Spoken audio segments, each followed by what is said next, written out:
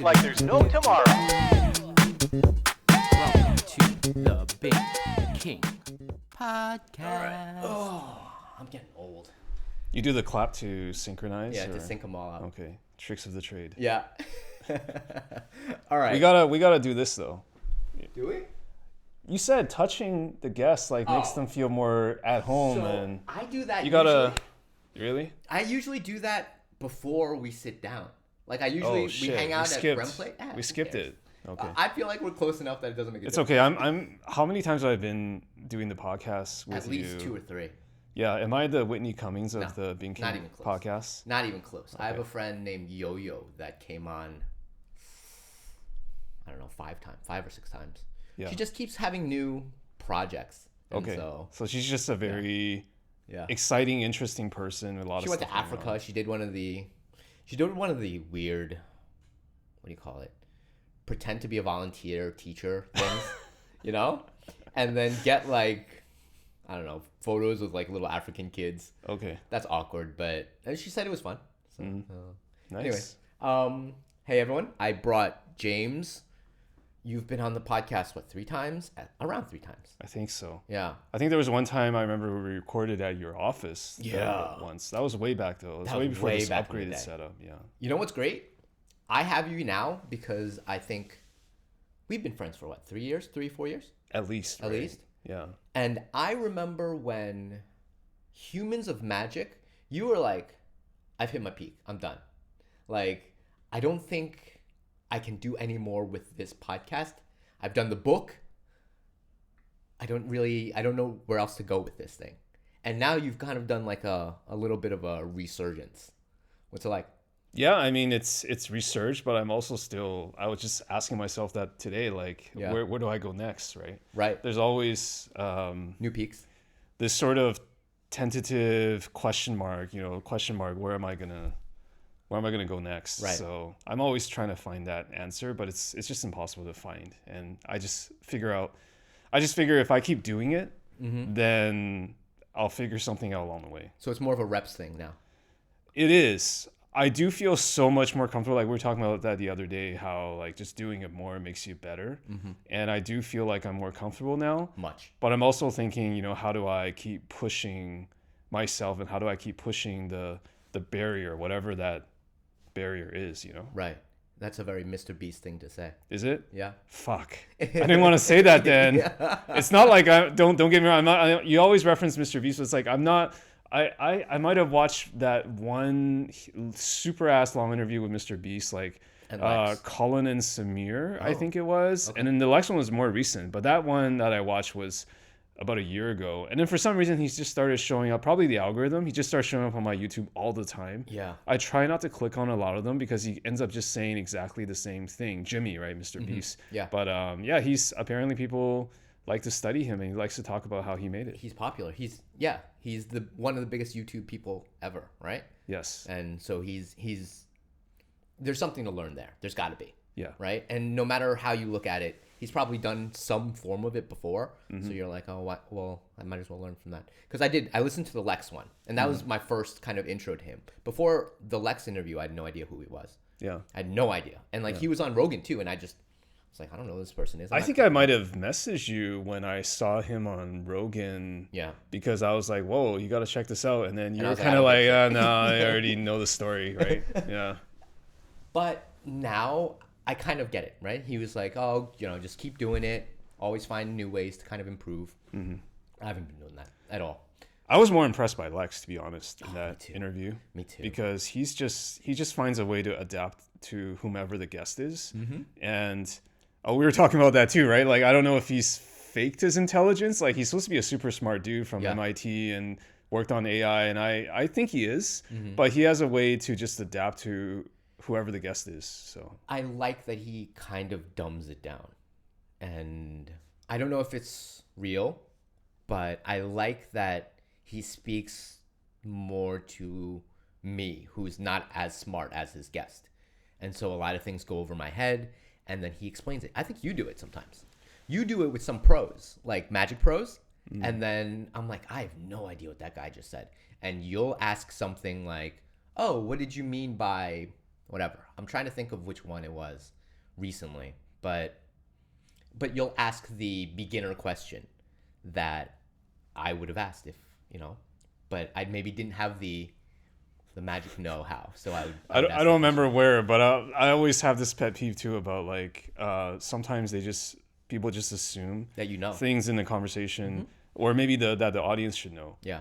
Or sometimes they'll do like, everybody's Madonna, like everybody's just first name basis, and then you have to be like, who the fuck is Sheldon? Like who the fuck is whoever, right? And it's because it's in their circle, but then it's like the average listener might not have any idea. Yeah. So what are you looking for, like, in each Humans of Magic episode? Because I have a new look on what I'm trying to do here, but I want to hear yours. Like, what's the ideal episode feel like for you? Well, I mean, I have this unofficial title for the podcast now. It's the most unmagic magic podcast. So cool. I think what I'm looking for is to have a good conversation first. Secondly, it's just to have a non-magic conversation. Yeah. If we talk about anything else other than magic for most of the time, then I think it'll be a win. Yeah. And those are the two major things. I just feel like I'm just getting greedier and greedier. I just want people to be able to tell me shit that they wouldn't normally tell somebody, or in their own content, and that's just like, I feel the exact same. It's almost like being a fiend about it, just like, can I draw this? Can I disarm them enough to draw it out? Yeah. I think we're on the same page then. Really? I'm really looking for. I don't describe it as like truth, but like it's who you actually are underneath all of those layers of like masks that you put on, right? I think a lot of people are looking for that, especially now in like modern society, where I think it's gotten too over performative. Everyone's like, I told you a while back that Jim Carrey said something. Jim Carrey had a history of depression, and he was like, I think a lot of the depression comes from your body telling you that it can't take this act anymore. It can't take being fake anymore. And it needs to like find a way to like express itself. And depression is admitting that that's what you're doing. Something like that. Something similar to that. And I mean, as an actor, I kind of get it, because he has to act and be something else all the time. And maybe it's very hard for him to know who he really is. But like as humans, and I've met some of my friends who have gone through clinical depression, and they'll go to work and they'll put on this act, and it probably just makes that depression worse. I don't know. But like, I'm always looking for that kind of truth to be like, pull that out of people and be like, hey, what do you really like? Like, I know what you are at work. I know what you are in public, but who are you actually? And that's what I try to do in the podcast as well. Have you been there? Have you been clinically, or I don't know. But beneath the cheerful facade, are you really crying inside? I really feel like there's something wrong with me that really I just don't have that. I don't have it. Okay. Like I get sad. I do get sad. But when was the last time you remember getting sad? The last time I cried was at an airport, and I was listening to Rogan. Oh God, I know. Really? I'm sorry, I shouldn't be laughing right now. I was listening to Rogan talk about his dog dying. Oh, okay. With Kevin Smith. And I don't know why I started crying, but like, he was talking about his dog, and he had to put him down, and just walking through just the something airport. Raw and real, right? Yeah, and I started bawling, and I was going through I was going through customs, and I was just crying my eyes out, and he was like, what's wrong with you? Yeah, are you on a phone call? Did like something happen to your family or something? But I was just crying going through customs, and I was like, the guy looked at me like I was crazy. But so do you think you're a pretty empathetic or high empathy person? I think we have to be to do this job. Really? I think we have to be. Yeah. You don't? I think you are. I don't know because I don't. It's hard to benchmark. So that's why I'm asking. Like, do you feel you are, right? Yes. Because it's hard. It's hard for me to say objectively that I am or I'm not. Well, do you think you are? I think doing podcasting has helped me. Yeah. But I wouldn't say that I started off as being like one of the high empathy people. If you looked at, I don't know what distribution or something, I think I had to develop it. Yeah. Right. Today I was at boxing, right before this podcast, and I brought my boxing coach, Alicia, to another boxing coach's class. And it's a free class. So it's not like, and I didn't think about it at the time, but right after the class, I was like, did I just find a loophole?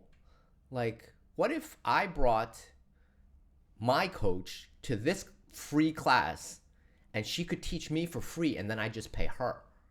Like, technically I could do that. And I immediately texted the other coach and I was like, did I step on your feet? Like, should I be doing that? Is that wrong? And he was like, no, it's perfectly fine. But if I was him, I'd be like, dude, that's not cool. Like, I could feel like I could empathize with him probably feeling uncomfortable with that. So I'm not going to do it again. But I can put myself in his place and be like, would I feel uncomfortable if someone brought another coach to my class and then worked with that coach the whole time? So that's an interesting example because the two questions I have about that is, are you empathetic or is that just because you know the norms of that gym free class culture and you're being considerate? Because those could be two different things. I think empathetic and considerate are very similar. Yeah. They're actually, I think they're hand in hand. Yeah. Yeah. And then the other question is, would you have done the same 5 years ago, 10 years ago, 15 years ago? If I didn't know better. But I do know better. So 15 years ago, if I didn't know better, I probably would have done that. Yeah. But now that I do know better and I understand what the coaches go through, like as a coach myself, I would understand that that's probably the wrong thing to do. And so I wouldn't do it now again. Okay. You know? And I think that's, I don't know. Do you not call that empathy? I do call it empathy. Yeah. I'm just trying to dig into like that specific case. So that's good. Yeah. But I don't know. I feel I try to put myself in other people's shoes as much as possible. Try to feel what they're feeling. That's part of the podcast, right? That's part of what you do. It's part of what I do.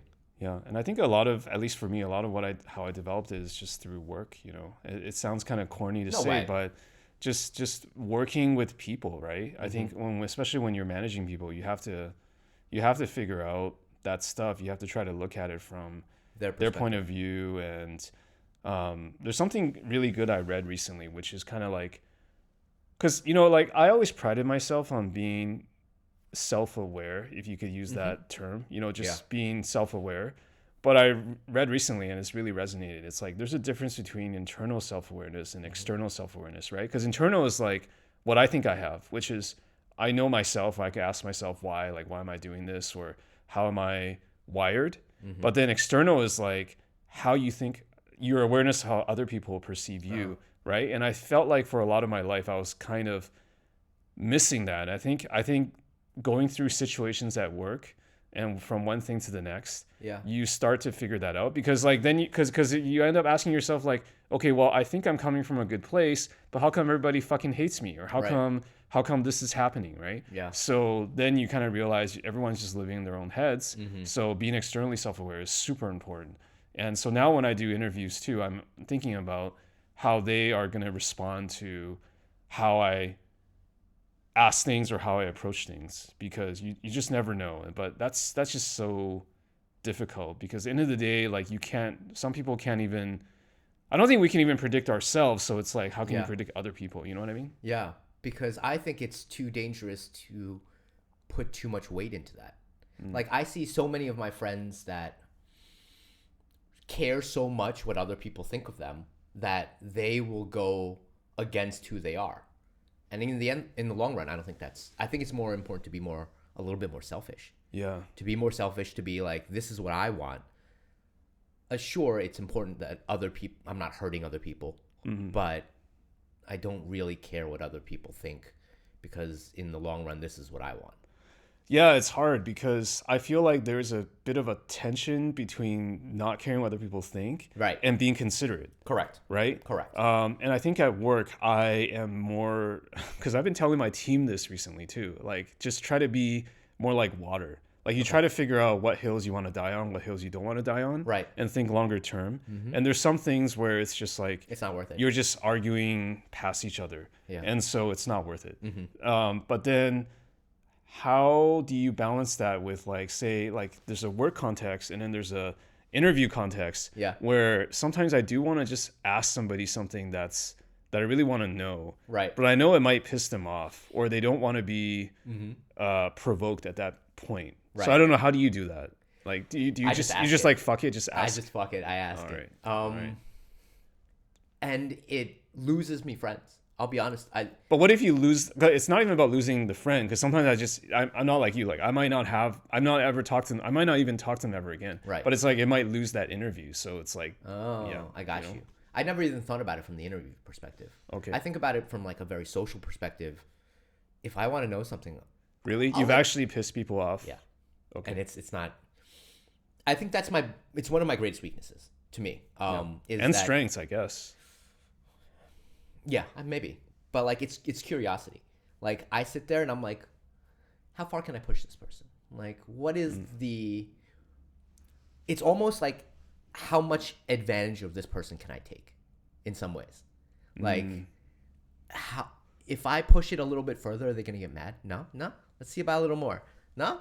Like But what's your rationale? So you're saying it comes from it's curiosity? 100% curiosity. Okay. Like I just want to know where the bottom line is, and how close am I to this, like this red line? Okay. And it's good to know because that's important for friendships. Like I know that this is your line. I'm never gonna touch that line again. But I want to know where that line is. Like if I can go all the way right next to it, I kind of want to know where it is. So have you had people just leave, or have I've you had people leave just like social shut down? situations. Okay. Just be like, I don't want to deal with you anymore. And Wow. it's awkward. I'm lucky that I have really thick skin that I kind of just laugh it off. But I know I shouldn't. Like I also feel that awkwardness, and I kind of then use that laughter as like a defense mechanism. But I've had people leave, social situations because I've said the wrong thing. I've outed people before. I've outed people for, are you gay? Like, are you sure? And then it was the wrong thing to say at the wrong time. But I also kind of wanted to know. Like, and it was awkward. It was super But awkward. why do you? What's the point in knowing? Like, what's the point in knowing at that point? What's the point in knowing anything? Like, I had a gut feeling, and I wanted to know if it was true. Yeah. That was it. And I was like, I'm just going to go for it. Like, I'll just ask. Who cares? And I should care. Like, you should be empathetic and compassionate. Please. But spur of the moment, sometimes I don't. And I'm just like, I want to do what I want to do. I'd rather apologize for it later and be like, I was wrong. But I kind of want to know. Apologizing takes a lot of work, though.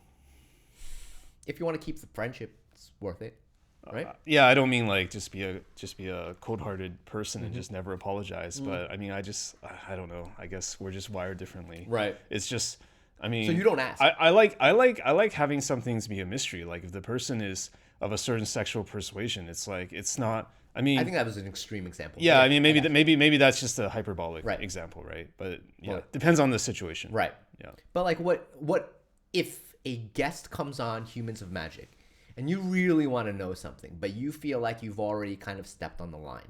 You just kind of dance around it. I try to ask the same question different ways. Right. So, Yeah. okay.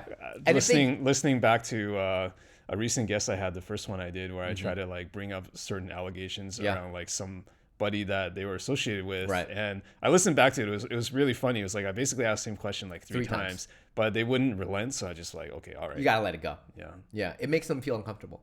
I had a recent episode with my friend Nicole about it, and I danced around the topic 3 times, and she didn't go a step further, and we went past it because you're right. You're gonna lose the interview, because the guest then feels uncomfortable, and then you're like, well, then no one likes listening to that awkwardness.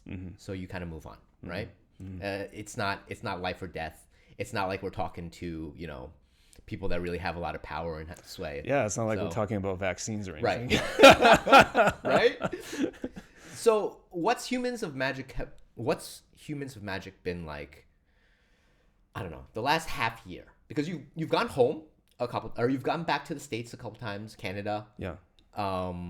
Things have changed a little bit. You've done things in person. What's it like? Location hasn't had too much to do with it. I guess I started a new part of my career journey just about 3 months ago, without getting super into specifics. I guess this is where you pry and ask the same question 3 times. Nah, and I'm not gonna ask. Yeah.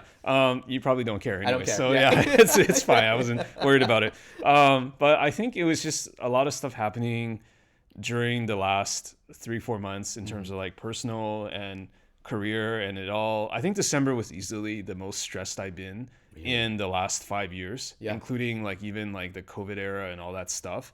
It was just a lot of stuff happening at once. And yeah, so that made it difficult to do magic or any kind of hobby content. Right. But fortunately, I'm definitely in a better position now. Yeah, December was pretty rough. But in terms of like Humans of Magic, it was like the one thing that I was hanging on to like during that time, because it was like my rock. It was like, okay, I know when I do Humans of Magic, I'm kind of in control. Not that I'm in some sort of control freak, but I know how to do this. Yeah. And I always feel good after doing it. Yeah. So that has been. You think that's like running for you? Yeah. Because that's like swimming for me. Yeah. Like I'm so good at swimming that you don't have to think about it. You just go and you always feel better after. And that's like one of my rocks in my life. Right. Like that thing's not going to change too much. Because if you asked me 12 months ago, I would still get nervous trying to queue up a recording and kind of do this, and there was still more nerves. But I think maybe it's the reps, maybe it's just taking a different mental approach. But like the last 6 months have been wonderful, and I feel like I've had better conversations because of that. So, yeah. From when you've started till like now, I was a fucking robot when I started. I remember. And I told you that, right? Yeah, when absolutely. you first started, it was very kind of mechanical. These are the questions I'm asking. And it felt a little bit robotic. It's much more natural, much more human now. I love it. Like the recent half year to a year have been fantastic. Like night and day difference from when you first did, I don't know, Luis Scott Vargas, LSV. Like now, the most recent Reed Duke one, not bad. It's pretty good. Yeah.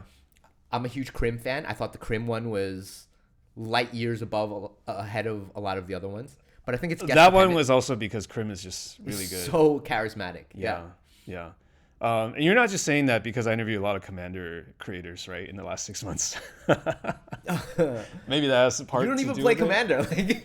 I was just like wanted to talk to interesting people and just kind of figure I want to learn more about CEDH and all this stuff. You notice the worst type of Commander. Apparently. I don't know why. Like I just interviewed certain people, and I just really, because I mean, like I said, it's an unmagic magic show, so I think it's fine talking to them, even if they do play Commander, and I don't.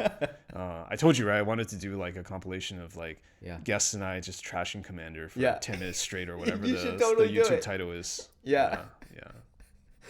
I still love Commander. Do you even still play? Like I don't remember the last time you. No, I gotta come to your gatherings, like your Commander gatherings. You don't have to come to Commander gatherings, but do you play Legacy still? Oh yeah, I do. Okay, good. I do. So I kind of worked it out because like last year I went way too removed from really Magic. Long without like playing. Well, I shouldn't say that. Like I played like some paper RCQs here in China, in Shanghai. Yeah. So that was fun. I played a little bit in Beijing when I visited, but I felt that last year I was getting too far away from Magic. Yeah. And I was actually talking about this to a good friend of mine who plays Magic, and kind of realized that the problem is not Magic, the problem is me. The problem is that I was getting like I was not happy with certain things in certain formats that I played, so I kind of stepped away. But then I kind of thought about it more. And I realized that, like, if I do it like this, I'm never going to be happy. I'm kind of, it's like analogous to the person who always finds fault in everything that they try to do. Yeah. Like, oh, rock climbing sucks. Oh, archery sucks. Like, BJJ sucks. And they always find reasons to just quit after 2 sessions or whatever. Yeah. And I was becoming that person for magic, and I didn't like it. And so I kind of worked it out. It was actually a recording. My friend and I, like, we were talking about it. Yeah. And just realized, like, I want this to be this year, 2023, to be the year that I'm playing more Magic. So I've been trying to do that. When I can't make it out to the stores, I try to play a little bit of Magic Online again. Try to play a little bit of Arena. I still vastly prefer paper. Me too. So I'm gonna try to do more of those events. Yeah. Yeah. I found that if I don't regularly play Magic, I can't put out Magic content. Like it's my head just doesn't wrap. There are too many cards coming out too fast. Yeah. And if I'm not at least a little up to date, people just talk right through me. Like I can't even communicate on the same level because there's so much content out now. Everyone's talking about new topics every day, and I'm just so lost that I need at least once a week. Like I have to play once a week, otherwise I feel like I'm just not sharpening that magic knife. Okay. You know, so and that works for like all of my. All right. all So of this my is hobbies. like yes fap, but for Magic. Yes. Okay. All right. Once Yes, a week. fap. Is that really a thing? Or No, I just that made it. up? I just Yeah, that's created, what I just thought. invented it. Nice. Yeah. I can't say no fap because then you'd be playing no Magic. Right? So, yeah. I mean, it's sad because like with Humans and Magic, I engineered something where I didn't have to really follow Magic. That's what I wanted to ask. Yeah. Which is sort of the conceit, and so, but then I felt like I was still getting too far away from actual Magic. So, Right. yeah, And it's good to have a little bit of that connection because I think everyone still kind of wants to hear a little bit about Magic. It's just how much of it. Yeah. Right? Like I interviewed one of the big sellers in China or in Shanghai, Bot. Bot. Yeah, You I know Bot. Yeah, And he hooked me up. Yeah, before. Bot's great. He's one of my favorite people. Bot and I almost never talk about Magic. Like when we hang out, like we usually go out to like a Korean barbecue or he came rock climbing once. We almost never talk about Magic. But I think that if I recorded an episode with Bot not talking about Magic, people would be like, what the fuck was that episode? Like Really? I think people would be, You think certain people will have expectations? they would have expectations. And like, that's what I wanted you, because you try to almost stay away from the Magic part. You talk to content creators about their other hobbies. Do you think that there's like pressure to be like, hey, Reed Duke, let's talk about Magic? You know, and Reed, you have to. Yeah, Reed was a challenge. Yeah. We talked about it, right? You And have to, I can just be honest here. Like, sometimes you talk to people like Reed who are just all about Magic. Yeah. Like he even told me pregame that, oh, you know, a lot of people like open up to you and stuff like that, but my job is Magic. So it's kind of like he created a rationalization where it's like, okay, I'm just going to talk about Magic, and I respect that. That's his right, and he wants to be in that box because that's really like that's his life. I feel like that's his life. That's his livelihood, and I'm not gonna poo-poo that or anything like that. And so the fun also is like when you know you're in when there's certain constraints, like can you still max out given those constraints, right? Like that get to fun. power level 9,000 or whatever, like with those constraints. And I'm not gonna lie, like I listened to or read a lot of like the other post Pro Tour win Reed Duke things, and I'm sorry, I'm just gonna say it. I think I had the best content produced of like Reed Duke PT winner. Yeah. Like, because I was still able to get him to go a little bit outside, a little bit. It's just like little jabs, but it's like it's still there, man. It's still there, you know. I don't want to be like, hey, let's talk about Krim, but like I love Krim. Like he's really, or even Jimmy, right? Yeah. Is it easy to talk about other things other than Magic because they kind of live in that Magic world now? Oh, for Krim and Jimmy, like 200%, they could talk about anything outside of Magic, and that's what makes them so great to talk to. Interesting. Like I talked to them both during the interview, of course, but also like pre and post game, and they're just about so much more. Like Krim is big on anime. Yeah. So I guess there's that. Yeah. But also just video games and just music. Like he was a professional musician at some point. So those are the people that I love having on because they've got a lot going on, right? Nothing against like, I dedicate myself to Magic kind of people, especially when they're absolutely at the top 1% of Yeah. the profession, right? Yeah. But yeah, Jimmy and Krim are just awesome to talk to. Like, just to preview, like, I haven't released the one with Jimmy Wong, but it's like we were just talking about normal stuff. Just Yeah. it was Rogan-esque. Right. So Just to be human, right? Yeah. Isn't that the whole point of the podcast? yeah. Because we have other sides of us other than just the magic side that you show. Yeah. Right. And I love that. Like, I enjoy talking to people Yeah. other than, about what your profession is. Yeah. In fact, I try to stay away from like work talk. Okay. But I've found that, again, back to this truth thing, like I found that some people are so into their work persona that it's just hard to get them out of it. Do you mean when they come on or When in they a social come on- setting, they just talk about work? Yeah. Or, You know, they'll drag it back. but maybe that's that's a lot of their life, right? Because you've had guests who are just like, they created this business where Yeah. they spent most of their free mental energy thinking about it. So it's hard not to, right? It is hard not to, but I know that they have another side, and they just want to talk about work because that's all that's going on in their heads. And I don't think, maybe that's not wrong. Maybe I'm being too judgmental about it. Yeah. But like, you have to have another interest other than, Excel or like PowerPoint. Like at some point, you're like, Oh, come on. They're not talking about I Excel and know, PowerPoint. I'm being a little bit hyperbolic here, but it just bothers me that people don't have other hobbies, I guess. Yeah. And I know that's just because I have too many, right? So when I look at people that are like, I only care about work. This is it for me. I'm like, really? I kind of admire that. Do you? One, because I'm also more of a generalist, but Yeah. two, there's something to be said for having that intense focus, right? Because it's like the cliche goes, it's like if you get 1% better focusing on something, then you're just like 100 times better, like in a relatively short amount of time. Whereas people like us have to, like, we're always like chasing some new thing, right? Or doing content. There's always like different avenues to go. Yeah. So there's definitely trade-offs to being less focused, I think. But you still, because I don't admire those people. Like, Maybe admiration is too strong. Like, I Okay. just see why they do it, and I see the benefits of it. So, for them. I take it from I've talked to a lot of BJJ people, jiu-jitsu people, and they dedicate, let's say, 25 to, let's say, 35 to only doing jiu-jitsu. And sometimes I'm like, What do you mean 25, 30? their age, from like when they're 25 to when they're 35. Okay.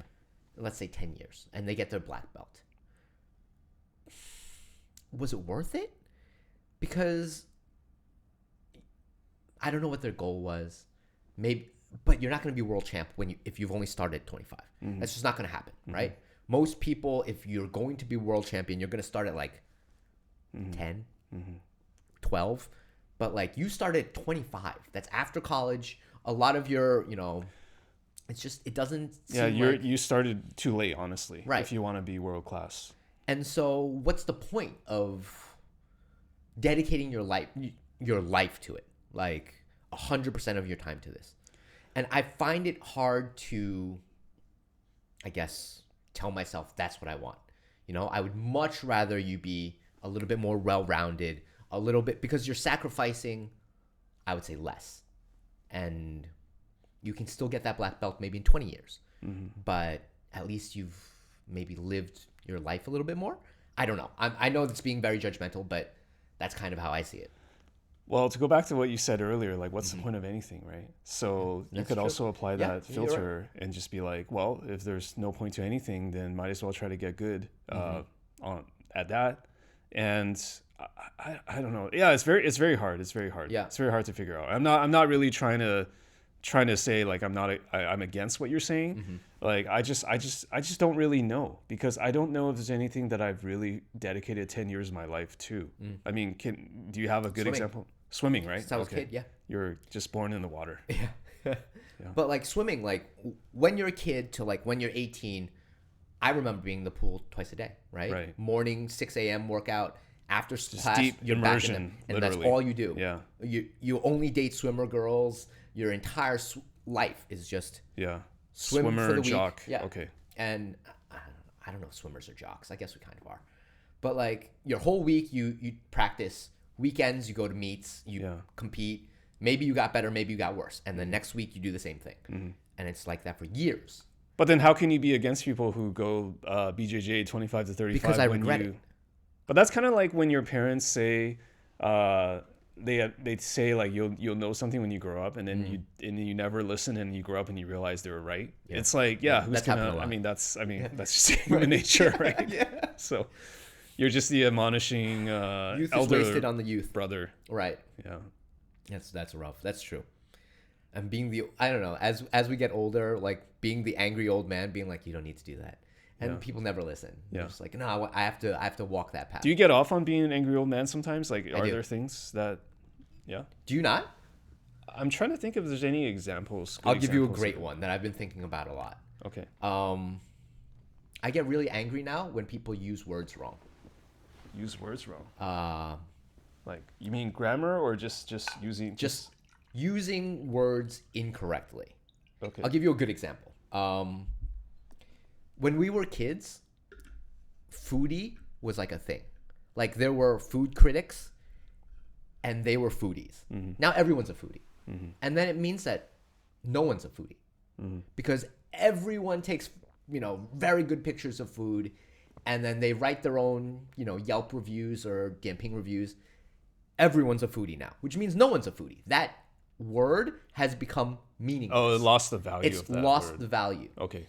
And recently I was talking to friends about in China it's like popular to say, oh, you were lied to. The term now is you've been PUA'd. And PUA, a pickup artist, used to be a thing. Yeah, it was a very specific thing. It was a very specific thing. But now people use PUA for everything. Right. And it's lost that value and that...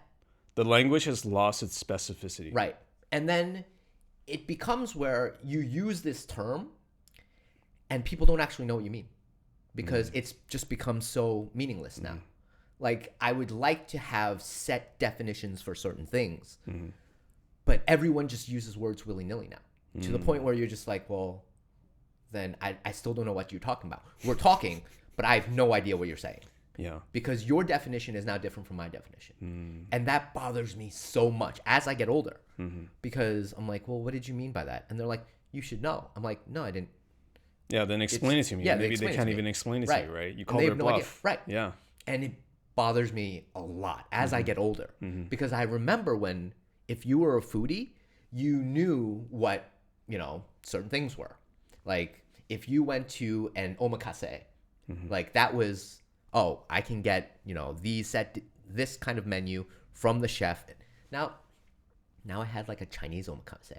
Like it's not even like, it's just a set menu. Chinese omakase. And I was just like, it. They're just ruining the definition of certain things. And it bothers me as I get older. I don't know. I'm just being an angry old man.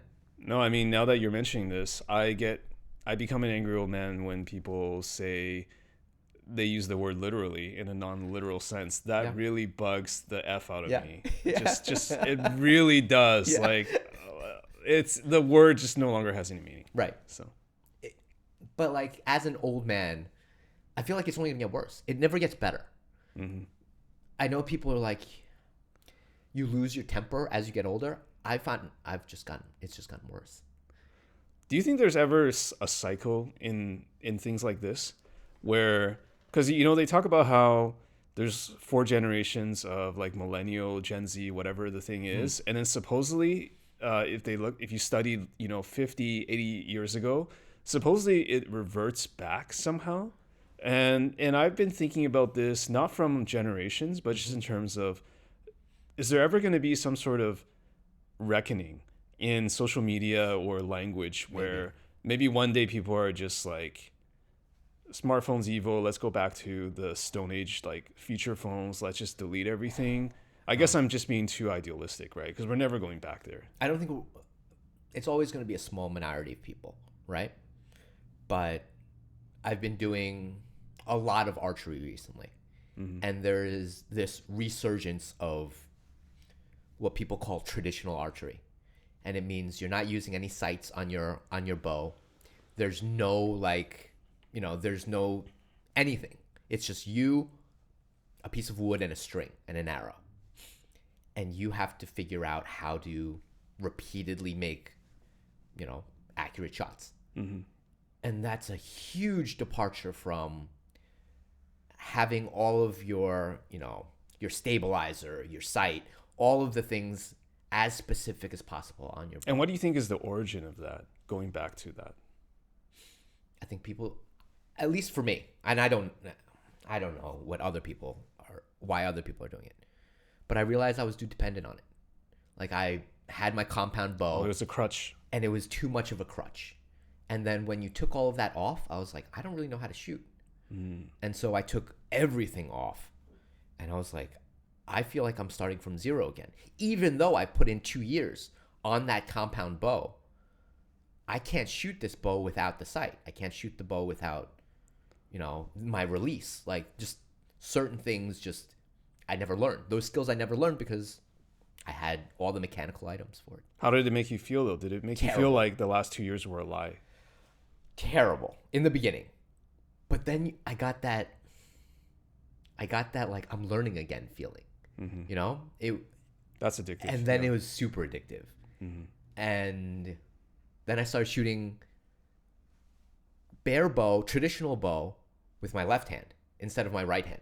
And I was like, oh, this is completely brand new. Mm-hmm. So I'm now shooting ambidextrous with no sights. Mm-hmm. And it's like I'm starting from zero again. It's a lot of fun. Mm-hmm. And I'm really enjoying it. Mm-hmm. And I hope that people start doing social that way, where we're going back to like in person, sitting down after all of this COVID stuff where we were always, on our phones more than ever. I'm hoping it kind of turns around and we go back to like in person, having coffee, just sitting, being humans. This is the part where I need to ask you. Go for it. How do you feel about Shanghai, like post-COVID? Oh, man. How do you feel about it now? Just think about where we were, like just not too long ago, and Yeah. then think about now. Because I know you and I know we have long memories, Yeah. and so this is a very loaded question. But how do you feel about it now? It's tough. Shanghai will not. I don't think Shanghai is going to recover for another 5 years at least to where it was before. In fact, I don't know if it ever will, because all of the interesting people have left. A lot of the interesting people have left. A lot of the interesting, just brain drain, basically, right? yeah. But a lot of the interesting places have gone under because they were barely making it even when times were good, right? The interesting places are always the non-commercial. They do it for the love of being there. They barely scrape along, but it's worth it because they do it for the love of whatever industry they're in. A good example is Strictly Cookies. Strictly Cookies is just a woman that made cookies. And it was a little expensive, but they made really good cookies. And they almost went under. I think they found I don't know if they found new investors, but they're back. Okay. However, they went under for a while. And I was like, wow, like that's an institution of a woman that just made cookies for the love of cookies. And that was an interesting human being. And those people are far and few behind between now because they've all left. They can't make it. And then what's replaced them? Manor Coffee, Starbucks, McDonald's, like these big corporations that have no soul because they make a lot of money. They have the kind of cushion to kind of stick around. Yeah. And they've taken over the interesting places. So it's really difficult for me to see interesting places stay alive here right now for the next 5 years, I think.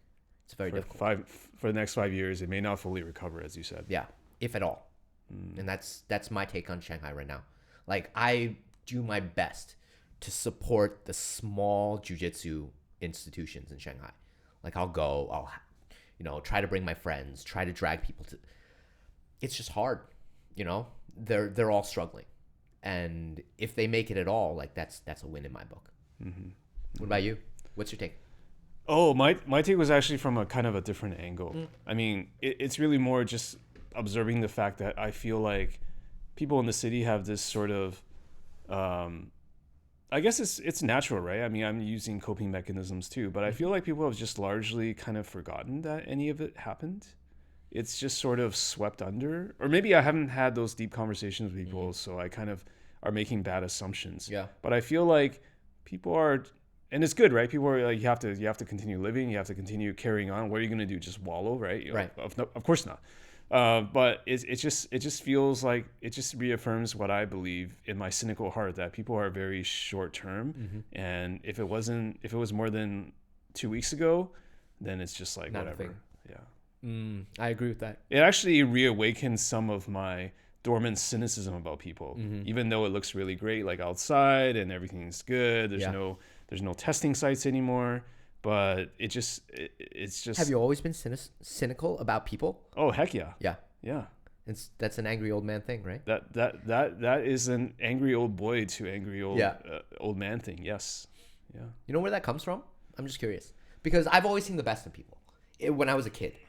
And then as I've gotten older, it's gotten... I'm turning around a little bit on this Okay. because like my cynicism really came from observing a lot of things in life and especially in work, I gotta say. Yeah. Where I just realized that, oh fuck, these structures or these things are not fair. I'm not trying to be like some sort of like hyper aware liberal or something like Right. that. But it's just how can you explain things that happen at work or something that happens in society without being cynical? Right. I mean, I don't know. I think you're the opposite. So it's like you got to teach me some of your optimism, because for me it's just like I try to have the most direct explanation for why things go south. Occam's razor, like Yeah. the most direct explanation. And the explanations that I can really typically pull out are just like, you know, people are just jerks. Yeah. So This is not going to be popular, but I listen to Michael Jackson, and I know he probably wasn't a good person. I listen to R. Kelly music, and I find that I just try to see the best in people as much as possible. I know that people have a bad side. Everyone does, you know, but I like to see you for your wins. And I think that's the most important, right? So like for a lot of my friends, I know that there's probably a cap on a lot of friendships because of their, I don't know, because we don't see eye to eye on certain things. But even though there's a cap, I try to be like, well, even though there's a cap, I try to enjoy the good part of this relationship as much as possible. So whenever I look at people, I'm like, yeah, I know you don't get along with, let's say, someone that doesn't get along with James. But we get along. I'm like, we're still friends. You know, I know that you and James don't get along. We don't have to hang out with James. You and I can hang out without him. And I'm perfectly happy to do things like that. yeah. And a lot of people will be like, well, you have no loyalty, right? They'll be like, well, aren't you loyal to your other friend? I'm like, no, I'm loyal to everyone. Like, I'm happy to have this friendship still. I don't think that hurts my friendship with James. Yeah. And maybe a little. Like, if you really hate this person. That stuff's never bothered me. Like yeah? I've never been really into the whole click or Clicky not thing. click Yeah. clicky thing. So it's like if you did that, that doesn't bother me in It the bothers some slightest. people. Right. I don't understand. And again, this is my pretensions. I don't understand why those people will be bothered because like it doesn't affect them. So yeah. But, like, I think that affects, I don't know. At some point, if you don't hang out with this person because they've done something wrong, well then, or because you find that this person has this flaw, everyone has a flaw. You're not going to be friends with anyone, Yeah. right? I think that's part of why social media has always bothered me. Yeah. Because once we had the internet, everything switched. Our parents used to change themselves for other people because they knew that they had no other options in some ways, right? My mom was like, well, I had to change myself for your dad because, you know, we were going to get married. This is, Need to make it work. you need to make it work. You need to make sacrifices. But once we had the internet, everything switched. I have unlimited options. And so I don't have to change it all. In fact, even if you have the smallest bit of imperfection, I don't have to deal with you because you're not perfect. And that bothers the fuck out of me. I'm like, you should, to have a good relationship with anyone, you need to sacrifice a little bit, right? A little. I don't know how much it is, but a little bit. And I think people are unwilling to do that. This is where I risk you getting pissed off now, because I gotta ask you, like, if you say that and you see that, then doesn't that play into like how you like settle down? I guess it's like, because you're basically saying, like, because my read on you, and I could be wrong, is that you are seeing imperfections in people, and that's why you're not settled with somebody yet. But maybe that's wrong too, because maybe settling down is not the goal for you. So then that's not in your world, you know. As I'm changing, I think I'm slowly settling down. Like, I think I'm on that path. Maybe I'm just getting too old, but you can't settle too much. That's what I think. You have to keep finding new friends, and then certain people will, you know, I guess, overtake other people. So I kind of see everyone as like, I've said this before and people hate it when I say it. I see people as like stocks. I was going to say tier list, but sure. I see people, I definitely, a little bit, but I see people as stocks. Yeah. And you have long-term investments and short-term investments. And you invest your time in these people. As your short-term investments become long-term investments, it's usually because they've made returns. And then you're just like, oh, well, I'm going to invest a little bit more in this because I find that, you know, this keeps returning. So why not, right? And that's fair. Friendships are very similar. I think that I've invested a lot of time with you and reciprocation, all that. And it's come back, and I was like, man, like I just really enjoy hanging out with James. I'm going to do it again, right? And as we hang out more, I'm like, wow, I've invested a lot in James. And each time we hang out, I have a good time. So like, why not just keep doing that? So these short-term investments eventually become long-term investments. And I don't think that's wrong. Like, that's kind of how I see it. Some people, I have one conversation with them, and then the second time we hang out, they have nothing left. Like, I mean, they spent it all They spent it all. Their depth is just that. And I'm like, oh, you've said this story the last time. And that's it. That's all you've got. You've got two stories. And then you're done. Yeah. And that sucks. And that's a short-term It investment. could be a chemistry thing too, right? Maybe. Like, if they're talking about porcelain and you're also really into porcelain, then it'll last more than one conversation, I guess. But I definitely see that some people just don't have any depth. And then I'm just like, well, this is only going to be like a one or two. So on this, I'm getting better and less cynical, because I think I was more like, some people suck and they have no depth and they're shallow. But now I think I'm just more willing to just. I think it's also because I'm not in situations perhaps like you where I feel like I have to make conversation where I'm like next to this person. Yeah. And I'm just not in those social situations, so it's like I kind of just avoid it entirely. Right. So I never really have interactions like this unless I super practically seek it out. I'm never gonna just like run into someone at a coffee shop. I just don't know that many people. So I remember you had told me that you don't like small talk and you don't like useless conversation or unnecessary conversation. Yeah. That's changed, man. Doing the podcast has changed me a little bit. Right. It actually made me more I'm glad you said that. So because I hate when people say that they don't like small talk. Small talk is so important because it's the small talk that leads to real talk. Yeah. Like if you don't have that small talk in the beginning, you never get to the fun conversation. Yeah. And a lot of people are like, so much conversation is meaningless. I'm like, it's not meaningless. You're building that conversation and you need those first couple of steps. Right. You need that, hey, how are you doing? How's your day? You know, did you eat yet? Like in Chinese, like, did you eat yet? 吃了没? Like, you need those steps before you get to the fun stuff. And everyone just wants to jump to the fun stuff. But You can't. It's too much too soon. It's too much too soon. And you learned that stuff probably in the real world. I learned that in work situations because it's like, yeah, you have to do more, like get to know people and stuff like that. Because I think the line between work and life is way more blurry in Chinese culture. Yes. So now that I'm working also in a Chinese environment, it's like you have to. Not you have to. Like you could do it, but your life would just be like 5 times harder if you don't be a lot more go with difficult. the flow. So. Oh, you do it at work. I do it a little bit at work. I seriously, I'm just like water at work. Like I think I'm more principled. This sounds maybe bad to say, but I'm more principled in regular life. But at work, I actually pride myself on being, because I've been a product manager for a long time. Yeah. I pride myself on being the person that can work with anyone. Yeah. You ain't ever gonna have any problems if you get James onto the thing. Right. And I'm always gonna like when I started at Microsoft, like I joined a team. I was hired into Microsoft by a friend, and he was just like, yeah, like there's these personalities in the team. They don't work well with each other. Like if you can figure that out on the team's behalf, yeah.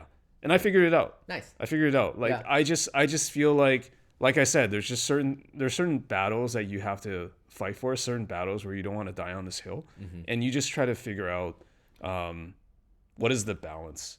And I think you're the opposite. You're much more principled at work. You're probably like the person who's just like, I don't want to do this. Yeah. And I'm just like, no. I'm always going to be willing to figure out what it takes to get to the end goal, because I'm going to try to see like the longer term thing. How do you know which battles are the ones you want to fight for? Because sometimes I don't know. Like, I don't know which ones I don't know where my principles are at work. I know where they are in social life, right? I don't know where they are at work. Like, very, very often I'm like, this seems kind of important. Like, I feel like we should be fighting for this. And some people are just like, no, this is not worth it. And I'm clueless when it comes to that. So I don't know how you do it. Well, it's kind of like the small talk thing. It's like, certain people really need the small talk. So it's like, you got to figure out these issues. Like, how important are they to the actual people in the company that have influence? Right. Because if it's really important to, this is another thing too. It's like hierarchy and power is so important at work. Yeah. Whereas I don't even think it's that much of a deal in social situations, because like, let's say even there's a Fuar Dai who's like, a billionaire, but I don't care about upsetting that person because it doesn't affect me. But if there's somebody like the CEO of the company and I upset him or her, that could really like make it hard for not only me, but my team. So it's like, you got to figure out at work situations what issues actually mean what to what people. People aren't consistent. Like sometimes I'll just be figuring out like, there's a small issue here that this person really cares about, and there's this big issue here that nobody cares about. So you try to figure out how to min-max that. Right. The moment you said it, I realized what my problem was. It's that I treat the people at work. Yeah, you can't treat everybody the same. Right? That's not how the world works. Yeah. So, yeah. I treat everyone the same. And that you're correct. That's your downfall. That's my downfall. Yeah. That is the moment you said it, I was like, oh, I definitely do that. Yeah. But hey, I mean, you sleep better at night, maybe. I do. So, that's 100%. Because I remember we had just gotten acquired, and I asked this really mean question to our CEO in front of everyone at like an FAQ or something. Yeah. All hands or one of the all hands. Yeah. And I asked a really mean question, and he didn't have a good answer for it. And he, to this day, doesn't like me. To this day is like, that was a shitty question. And because I didn't really give a shit. I was just like, I want to know. Yeah. And it was one of those things where I was like, how are you going to deal with this problem? And he didn't have a good answer. Right. And I was like, oh, I see. you touched his tongdian. Yeah. His pain point. The trigger, the button. And I just treat everyone like that. I just treat everyone a lot more similar. And I don't think that's wrong. Everyone says that, Arthur, you're super polite to the IEs at work. The ladies that clean up after. I'm like, they're people. Like, I treat them the same that I would treat our boss. Like, I say hi every morning. I'm like, how are you doing? Yeah. I know about their kids, like, because they're human. Yeah. And I try to treat as many people the same as possible. I say hi to the IEs as well. Yeah. I mean, I agree with you. They're people. Yeah. Everybody's, human. Everybody's a person. It's just But they don't affect- some people are more important than others. I'm not Yeah. saying like, yeah, I mean, I treat everybody with respect, but I'm not saying I respect like people with bigger titles more than other people. And by the way, I'm not being defensive. I'm just trying No, to I got tell you you. where I'm coming from. Go for it. But it's just having that just situational awareness, man. Like Yeah. that's all. I don't have it. I'm Or you gonna have it, build but you choose not to, right? There's a difference. I don't put it into my decision-making tree, and I should. My first reaction is not to have it in my decision-making tree when I talk. Okay. And then afterwards, I'm like, I probably should have considered that. And so I know that I have that ability, but my first reaction is just to not consider it. I think it's just because I've been burned before. Yeah. And I just Gotta sort be. of try to make some corrections, you know, and just, I don't know. Yeah. I've never thought about it, but once you said it, I was like, no, that makes a lot of sense. Yeah. I'll think about it. I'll see. You don't have to do it. I mean, just think I about don't. it. Right. I'll think about it Yeah. because I don't know how much it'll actually change me. Like I'm happy the way I am. Right. My problem is I tend to want to see both sides. So yeah, I'm telling Yeah. you this. On the other hand, I'm saying like, well, I mean, maybe being able to sleep at night on this issue is better. Or Yeah. maybe, actually my mentor told me this recently. It was actually in December when I was going through that rough patch with work and life and stuff. Yeah, I was telling him how stressed I was and how I was like working X hours a day, a week, and Yeah. just trying to make things happen and putting a lot of pressure on myself. And he's like, James, well, do you think you're going to single-handedly save the company? No. So what, again, it goes back to the existential thing of like, why do anything? Why? But here's the thing, right? I feel like once you have a stake in your work role, whether it's like the financial aspect or whether like you're responsible for a team or whether or not like, you know, if you fuck up, like it'll hurt other people that are around you. Yeah. Then when there's stakes, then you'll still want to do it. Like if it's purely just like, I see myself, James, in a vacuum, Yeah. and it doesn't matter, and I'm ultimately just inconsequential, then yeah, I can do whatever I want. I can Right. go Arthur mode, and but I have to. It's just I don't know. It's just everybody's different, right? Yeah, No, you're right. No one lives in a vacuum. yeah. And to live that way makes no sense. Like I don't know. Have you thought about this? Like maybe if you insulted somebody on the street, that might be bad for your family name, right? It's not just you. It's not just you. Yeah. Yeah. Have you ever thought about this? That the more family you have, the more people that... Because everyone's like, oh, my family makes me better. And the bad guy always says that, oh, the people that you love make you weaker because you have more weak points. Like, there are things that you can't do because you have a family reputation. You have loved ones. So you can't go as extreme. And I tend to agree with the bad guys. Like... And here's why. Recently, a guy was rock climbing, okay? And then his girlfriend was like, don't climb that route. It's too dangerous. But he could climb it, probably get better.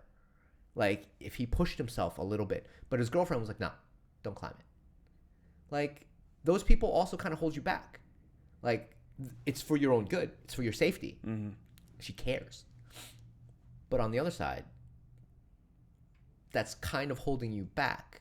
It's making you potentially weaker, right? It's limiting your ability to improve. And if you have loved ones, you have to consider all of these additional things, thus limiting your potential. Yeah, but everybody's limiting their potential, right? Even if your girlfriend or partner didn't tell you that, you're always limiting yourself in some way. So there's degrees. You just have more limits now, right? Yeah, I guess so. And so sometimes I'm like, well, maybe if you lived in a vacuum and you only cared about yourself and you went full like psycho mode, you'd probably get really good. Right? But That's then you why hear there's- those stories about people who like climb to the very top of their thing, Yeah. but they have nobody to share it with. So then that's also Exactly. that's the other extreme. That's the balance, right? And I don't know where that balance is. And I'm still kind of lost on that as well. Because this year I've made some very good friends. and some very strong relationships. And I love it. Like, I love sharing my life with those people. But it's made me focus a little bit less on jiu-jitsu, a little bit less on some of my hobbies. And I don't know if that's sacrifice is worth it. If it's even a sacrifice at all. It's a trade-off. I think it's a trade-off. I don't know if that trade-off is valuable. I don't know what your take is on this. But I thought that your take from all the conversations we had are this is not accusing you anyway. It's just like I thought you were trying to maximize your life for happiness. So whatever happiness makes you the happiest should be the answer, at least for you, right? Yes. But so don't overthink it. But I don't know if the other one would make me even more happy.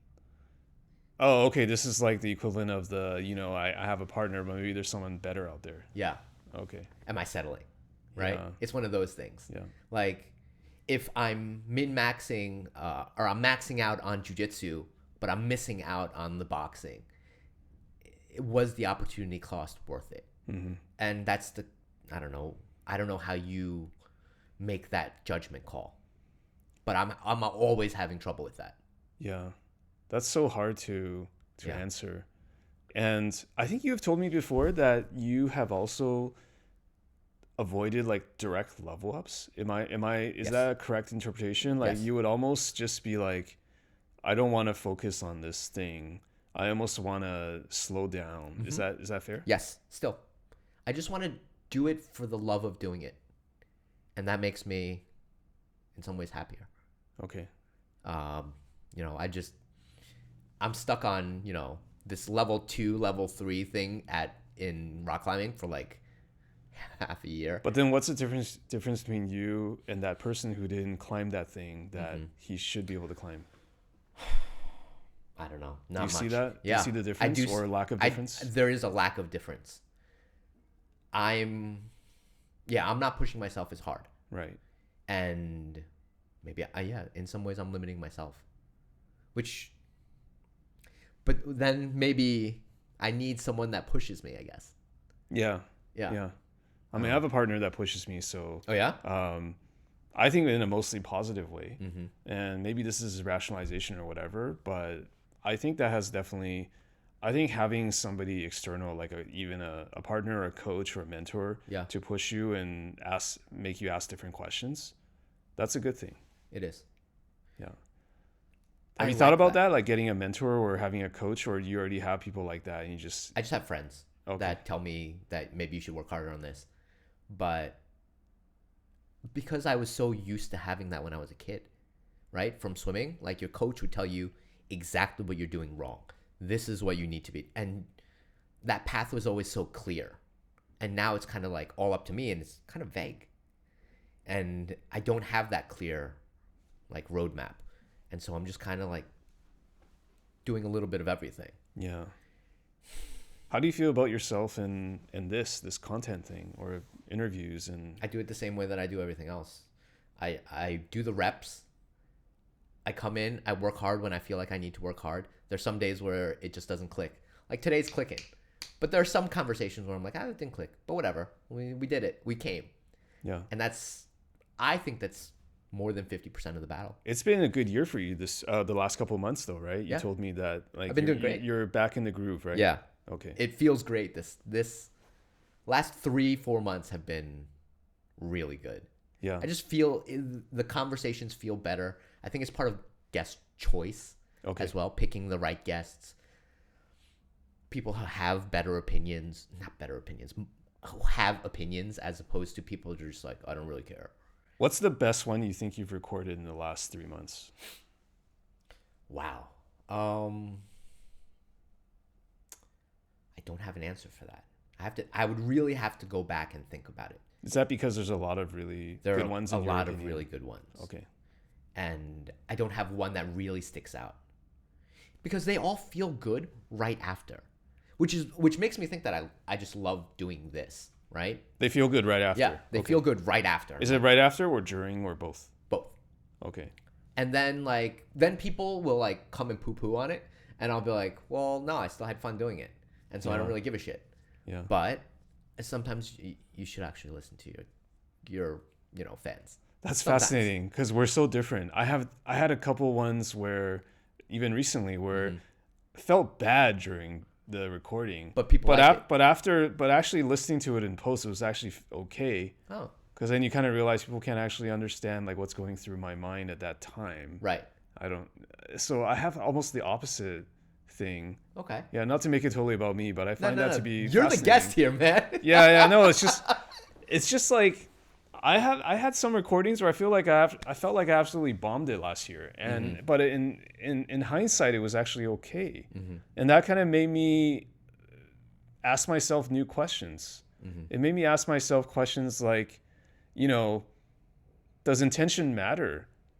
Like it's almost like It the definitely end matters. product. It does. Sure. I mean, I'm saying that facetious. Right. It's. I understand. Yeah, you know what I mean, right? Yeah. It does matter, but sometimes it feels like maybe I'm overemphasizing how I feel during the recording. Yeah. And I don't know. It's a hard one. I've thought about this. And I don't think enough people can read us during this, even on video. Like, and yours is actually like a close up of your face. So it might actually be easier to read you. Mine's kind of far away. It's kind of hard to read expressions as is already. Oh, you mean someone consuming the episode, not you and I. Yeah. Okay. And then to add on, I don't think a lot of people know how to read people anymore. Yeah. Just in general. Or never did. Yeah, or never did. And people are getting worse at it, I think. And so I have a lot of young people that really enjoy the content. And then I have some, I guess, older people that were like, why'd you frown there? And I'm like, Yeah. but those old people get it. Yeah. Like, they really understood that certain questions I may have asked were uncomfortable, Yeah. but they can read you. And most young people, that goes right over their heads. Right. Or they're not paying attention, right? Yeah. And Yeah. it's That's also probably possible. a combination. Yeah, Just take things at face value. And so, like, a lot of young people would be like, oh, that was a really good episode. And I was like, I kind of struggled through that. Yeah. But they don't feel that. They don't see that. And they're probably not even watching the video anyways. They're just listening to it. Right. It's on the back the background or it's something. in the background. So, like, they enjoyed it at a very surface level. But, like, people that actually sat down and watched it, then they're like, I noticed that you didn't. And then I'm like, yeah, you're right. And that's fine. Like, everyone enjoys it at a different level. So you kind of just have to roll with it, right? Yeah. I'm waiting for that podcast innovation where when you have visual podcasts, there would be some AI that would just scan like the faces as it's going on and actually give some sort of like almost like an advantage meter in Magic, but by having some sort of like real-time analysis, just like we talked about last time where we talked about this on WeChat, where it's like, I wish like when people bring up things in the podcast, it could automatically detect like something unusual is being talked about, like some phrase, and just bring up like a link so people could so then the podcast doesn't have to explain what it is, and if people just already know what it is, they can just skip it. So like adding that, I feel like adding that additional context to a visual medium is the next frontier. Oh, I hope so. That'd be awesome. I would love to add that. Yeah. But I also worry that would make some of the podcast irrelevant.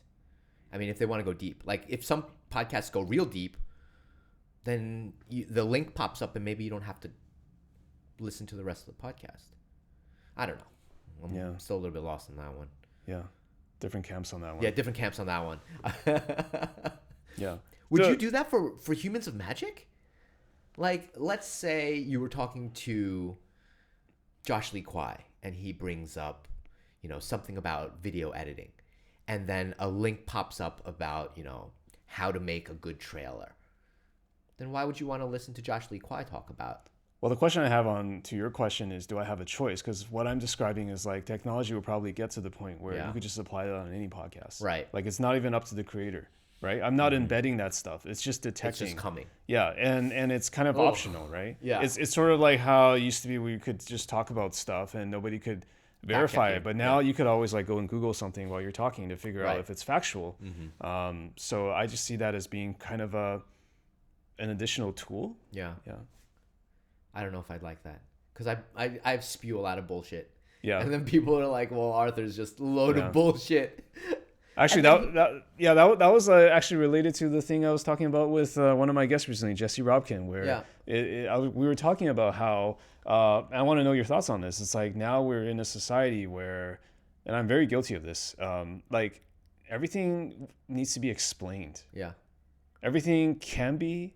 Like I'll watch a movie and then I'll go and try to watch like a YouTube explainer video for the ending because it's ambiguous. Yeah. And 30 years ago I couldn't do that. Even 20 years ago I couldn't really do that. And I had to actually. Do you enjoy that? I mean, I sort of enjoy like the explainer. Like try to look it on Bilibili, like the analysis of it. Right. I think this may be because I got too much into YouTube lately or those kind of things. But there was a time where I didn't like that. I think I changed. Yeah. So how do you feel about that? I don't watch those at all. Okay. I enjoy a lot of things on face value. Okay. Which is probably why I don't enjoy like art exhibits or I don't know. I just look at things and I'm like, I didn't feel anything from that. And then they're like, well, if you knew this, then maybe, but I don't. Context, right? Right. Yeah. And so I look at this piece of, this painting, or I listen to this music and I'm just like, it doesn't resonate with me. I don't get it. And I just let these things go. And so I always tell people that I'm not very cultural. Like I don't watch a lot of TV. I don't watch a lot of movies. I don't really listen to a lot of music. I don't go to art or fashion shows. I don't find these things, a lot of it just doesn't hit home for me. And that's fine. If you don't feel anything, you don't feel anything, right? And I don't want to like go out of my way to try to feel something. Okay. Like then, like I already don't feel anything. Like I don't feel like if I go and understand the context behind this painting, I'm gonna get that much more out of it. I'm probably just gonna get a little more. Probably wasn't worth my time. So I don't watch those. I don't need the explanation. If I enjoyed it, I enjoyed it. If not, next. I think it's just because I've always been pretty good at learning from an instruction manual, and you're probably the person who's never read an instruction manual. Never. Right? Oh, I'm terrible at it. I can't. You really read instructions? Yeah. When I was younger, not now, but Okay. When I was younger, I would just actually read those things. I built that entire shelf. I've never looked at the book. Oh, I would still need to read I would still need the IKEA instructions. Really? Yeah. There's a crutch or a comfort in having a crutch of reading an instruction manual for me. I always throw it out, and I'm just like, oh, I could figure this out. That seems too time consuming. Yeah, it is a little time because I fucked up a couple times. Okay. And then I had to like put it back together. If you're a regular assembler, I'm sure like you wouldn't need it. Just like if you regularly drive to some place, for me, I wouldn't need a GPS. But I think I would still really like to have that guardrail. So do you, everywhere you go, or a lot of places you go in Shanghai? I have no sense of direction, so I need a GPS. The GPS was invented for people like me who like take comfort in that. So I have a lot of friends that I take around Shanghai and they get so mad at me because I don't look at GPS. I'm like, that's south of where we are. Right. I don't know what street. I don't know, but I know it's south. So I do know north, south, east, west off the GPS though. So because there will be people who will be like go left and go right. Yeah. And I'm just I still am actually using, legit directions, right? But yeah, I still need the GPS. Oh, I'm a very anti GPS person. I'm just like, I know that's like south and maybe southeast. Yeah. So if I keep heading southeast, eventually I'll find something that looks familiar, and then I'll be like, oh, I know where I'm going now. Yeah, and then I get there. I can't do that. And people get so mad at me because I get lost all the time. Right. But after getting lost, I'm like, oh, well, this is new data in my database. Mm-hmm. Now, I'm a little bit more familiar with this area, and I won't get lost again. Yeah. So it's kind of it just adds to like what I like to call instinct.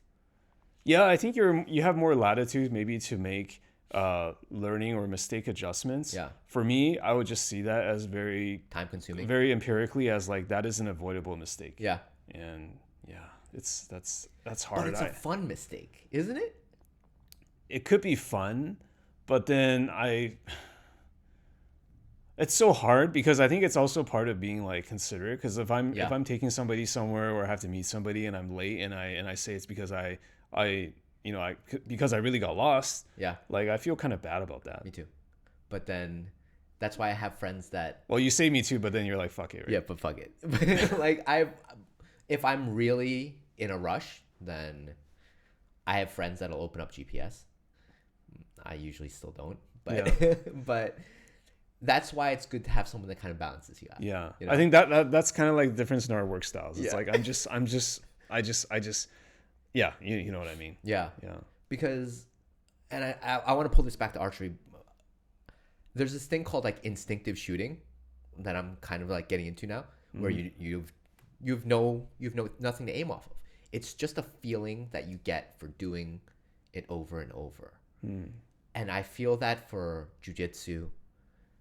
I feel that for swimming, especially. I feel that for a lot of things, where it's just this. It's knowledge built over time, but I didn't categorize it. But I know I have it. My dad has it, and he calls bullshit on.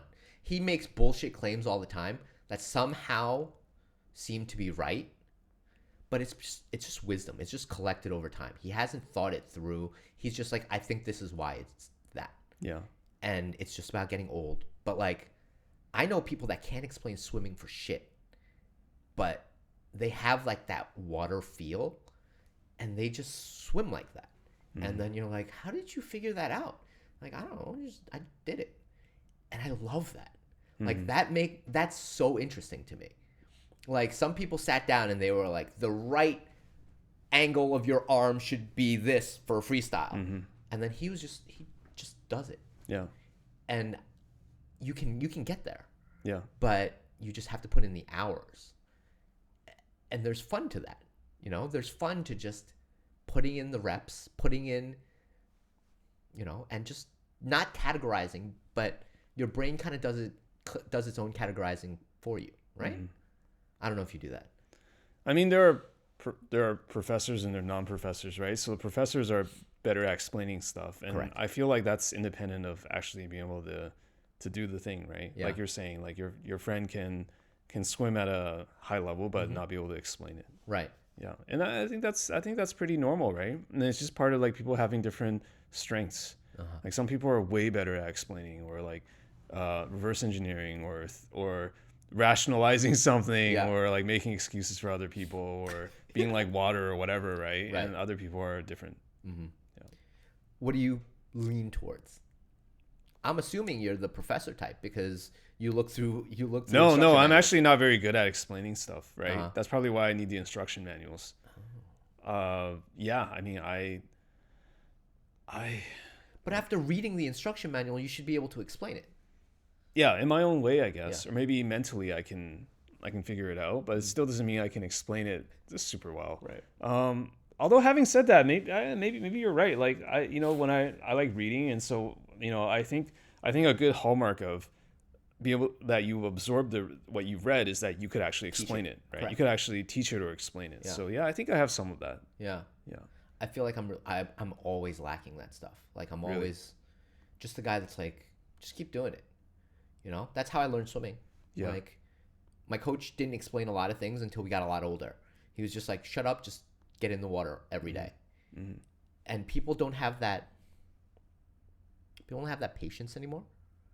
You know, just to drill something endlessly for a year, not telling you why you're doing it, just do it. And everyone kind of expects results right now.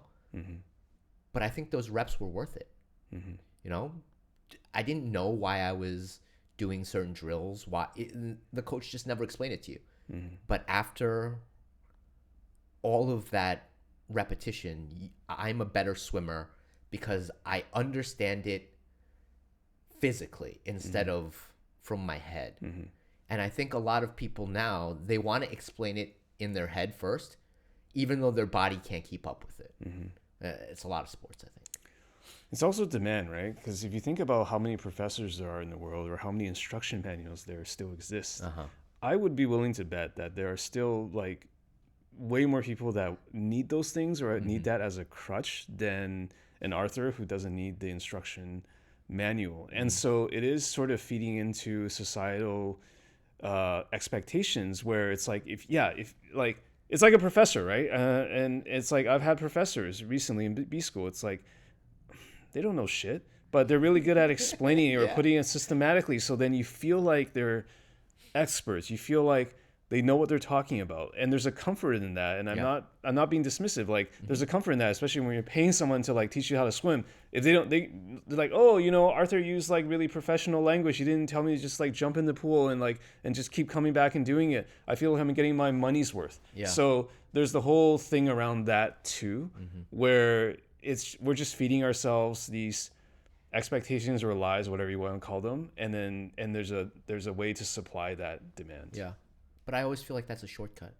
It is. Yeah. It is. Because in my head, at least to me, the repetitive drilling and just doing it every day is so much more valuable. Yeah. And you might not be able to explain it to the next person. Yeah. But you physically get it. Yeah. You know, there's something to that. That's why I don't watch those short videos, right? Yeah. It's such a waste of time, and I know you watch a lot of them, so I'm not gonna because every time I see you, you're the one who liked all the videos, so I discover a lot of content actually. Some of it's pretty interesting, but like, you know, when you have the videos on like, okay, this is how you lift with this form, or this is how you do it. The most important thing is just to show up, Just right? to show up. So but I don't think most people watching those videos are even there yet. So it's just like That's true. It's kind of like how you made that joke a few years back about like, this, like you did something with like bad form on purpose just to get people to comment on it. And that's how it is. It's like, it's more important to show up, not get injured, and just clock in than to worry about like what running shoe color you're going to wear or like what form you're going to do on this rep. Right. Cause like, that's the real advanced stuff. Yeah. I agree with that.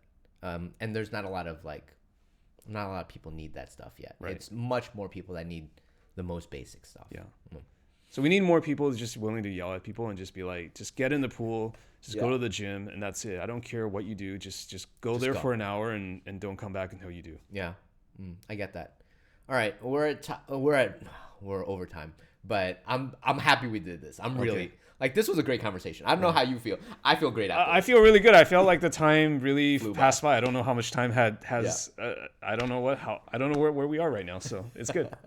Tell everyone about Humans of Magic, and then we're out of here.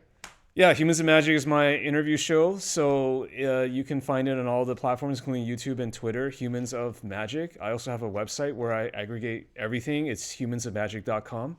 And you still doing the blog? I had to stop doing the blog for a little while because I wanted to focus on doing these weekly episodes. Right. And so there was a little bit of a trade-off. But I miss writing, man. I got to get back into it. I really liked when you were writing, like a lot. Okay. I think the writing was really cool because it's a different side of you. Yeah. Yeah. I feel like the writing is me, and then the interviewing is just kind of like it's about the other person. It's about the other person. Right. Yeah. I like the writing. I recommend you guys go check out the blog. Even the old posts are pretty cool. Sure, I'll plug that. So it's writtenbyjames.com. Yeah. Writtenbyjames.com. All right, that's it. Go check it out. I'll put that stuff in the description and catch you guys later. Bye.